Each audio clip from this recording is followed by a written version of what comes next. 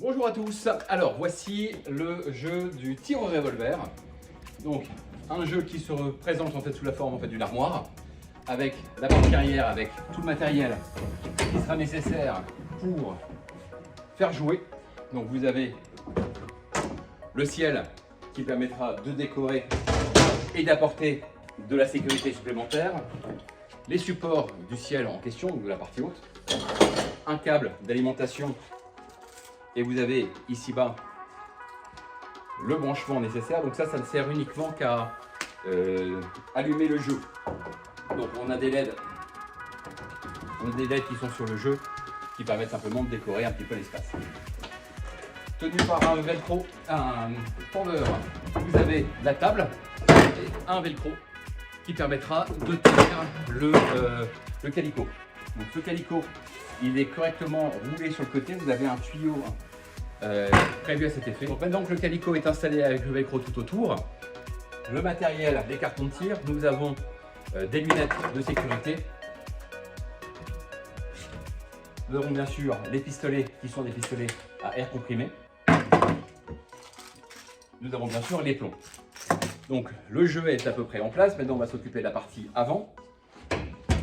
Et à partir de là, le jeu est quasiment prêt. Ah, j'ai oublié qu'il fallait rajouter le ciel. Donc le ciel, donc la partie haute, a pour objectif simplement de décorer, de tenir les portes et de renforcer un peu de sécurité. Parce que ça nous arrive d'avoir quelques plombs qui vont être tirés un peu trop haut. Donc pour l'installer, c'est très simple.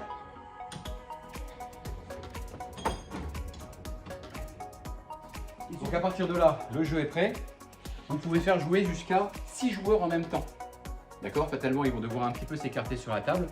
Mais il s'avère qu'en fait, dans certaines animations, dans des Olympiades, on va avoir 6 équipes qui vont jouer en même temps. Donc voilà, il va falloir les faire jouer à 6. Donc, dans ces cas-là, on sera bien sûr au moins 2 sur le stand pour pouvoir le faire. Vous mettez vos cartons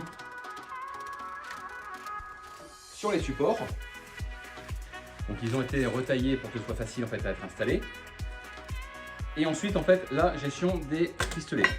Donc quelques petites choses importantes. On ne laisse jamais les pistolets et les plombs sur la table s'il n'y a pas d'animateur.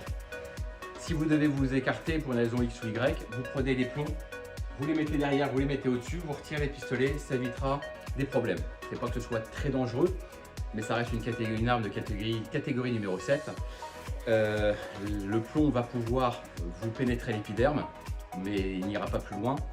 Par contre, au niveau des muqueuses, les yeux, le nez, la bouche ou même les oreilles, ça peut être très dangereux, même dans certains cas fatal. Donc, comment on utilise un pistolet à plomb? Donc il faut le casser, parce que c'est de l'air comprimé, il faut comprimer l'air. Donc là, vous avez un ressort, une chambre d'air qu'il faut remplir. Donc là, il faut le casser. En l'occurrence, il n'est pas cassé, il faut le casser à fond. Vous avez un déclic et votre canon en fait redevient en fait mobile.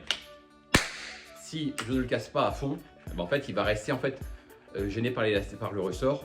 Voilà. Donc là, il est prêt. La chambre de gaz est prête. Vous avez les plombs, une partie plate et vous avez une partie creuse. La partie plate se met dans le canon. Et donc vous avez la partie creuse qu'il va falloir bien enfoncer. Une fois que ça c'est fait, vous n'avez plus qu'à aligner votre tir pour tâcher de marquer le maximum de points. Donc en général, les joueurs disposent de 3 plombs. Dans certains cas, ils vont disposer de 5 plombs. Là, ça va dépendre à chaque fois de l'organisation qui sera proposée. Une fois que le tir est fait, en fait, voilà, vous pouvez amener en fait le carton en fait à l'individu qui vous permettez, vous marquez les points si c'est nécessaire, notamment dans le cadre en fait d'une compétition dans des Olympiades. Ça vous permettra effectivement de déterminer un premier, un deuxième, un troisième jusqu'au 6e. Voilà, donc c'est à peu près tout ce qu'il y a besoin de savoir en fait sur le centre de tir. Si j'oubliais, important, les lunettes. Il faut qu'elles restent en fait sur la zone de tir. Elles sont à disposition des joueurs. Il peut y avoir en fait des retours de plomb, ça peut arriver. Maintenant, comme il s'est déjà écrasé, il a juste un retour, entre guillemets, il n'est vraiment pas dangereux, il a perdu toute sa puissance. Mais on a des joueurs qui vont être compliqués avec ça. Donc, vous leur les incitez à mettre les lunettes. elles sont à disposition. Comme ça, en fait, on est couvert par rapport à ça. Voilà tout ce que vous avez besoin de savoir. Et après, en fait, encore une fois, c'est du dynamisme, c'est de l'énergie, c'est de la motivation pour faire que les gens voilà, s'amusent. C'est l'objectif. Vous êtes animateur, votre boulot, c'est d'animer. Allez, mesdames et messieurs, qu'est-ce qui va être le meilleur en fait sur le stand de tir? Est-ce que ça va être le joueur 1, le 2, le 3, le 4, le 5, le 6? On va savoir ça tout de suite. Vous expliquez bien les règles faites à chaque fois. Et encore une fois, j'insiste, ne laissez pas les armes à disposition des joueurs si vous n'êtes pas présent. Voilà, merci à tous. On va voir maintenant rapidement le démontage. Donc on retire bien tout le matériel. On referme les boîtes de plomb. Je préfère le dire désormais parce que on s'est retrouvé plein de fois avec des plombs qui étaient épars dans l'espace. Je retire le ciel.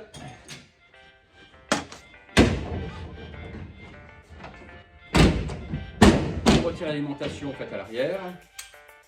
Je roule le câble correctement. Et donc je mets tout le petit matériel en fait à l'arrière, comme c'était présenté. Merci de bien décharger les pistolets. Je n'ai plus qu'à retirer le velcro. Donc, petite chose importante, en fait, on va rouler le calicot sur la partie intérieure de façon à ce qu'elle soit protégée. Vous avez sur le côté un tube dans lequel vous rangerez facilement le calicot. Bien sûr, vous ne pliez pas le calicot, j'insiste. Tout ça, ça l'abîme pas mal. On remet bien